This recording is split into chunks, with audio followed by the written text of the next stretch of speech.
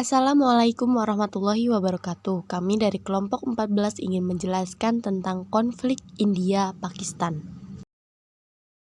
Latar belakang konflik India-Pakistan. Di tahun 1947, Kashmir resmi menjadi wilayah sendiri. Di tahun yang sama, India dan Pakistan juga memperoleh kemerdekaan dari Inggris Raya.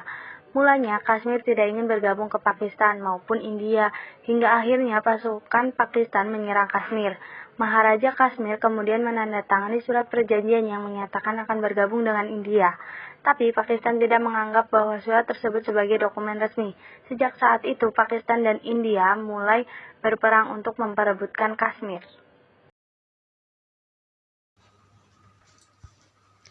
Kronologi konflik India-Pakistan. Di tahun 1965, Pakistan memperoleh sebagian kecil wilayah Kashmir. Di tahun berikutnya, kedua belah pihak menarik pasukan dari Kashmir, tapi India dan Pakistan kembali berperang dari tahun 1971 sampai 1972.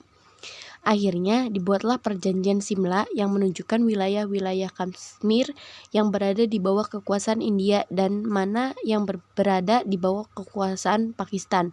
Tapi kedua negara tersebut masih berseteru mengenai perbatasan wilayah. Di tahun 1974, kelompok oposisi meminta pemerintah India untuk mengeluarkan referendum otonomi konstitusi sebagai bentuk perjanjian antara Kashmir dan India. Di tahun 1989, para militan Kashmir yang berada di bawah kekuasaan India mulai bergerak. India menuduh Pakistan telah memproteksi kelompok tersebut.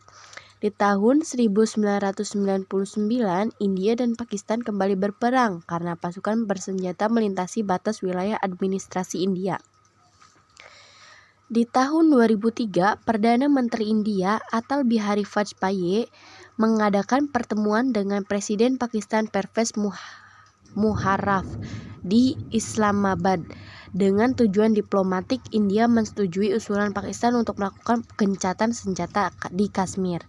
Di tahun 2016, Pakistan dan India berdebat setelah 18 tentara India terbunuh oleh kelompok militan di wilayah Kashmir yang dikuasai di India.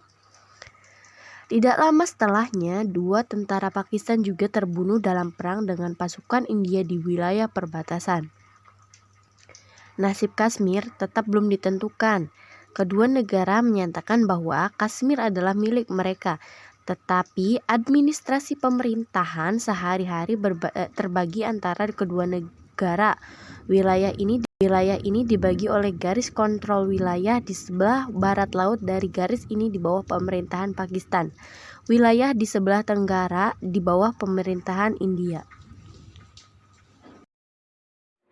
Dampak konflik India-Pakistan. Konflik berdarah antara India dan Pakistan yang masih berlangsung hingga saat ini tentu memberikan dampak yang cukup signifikan.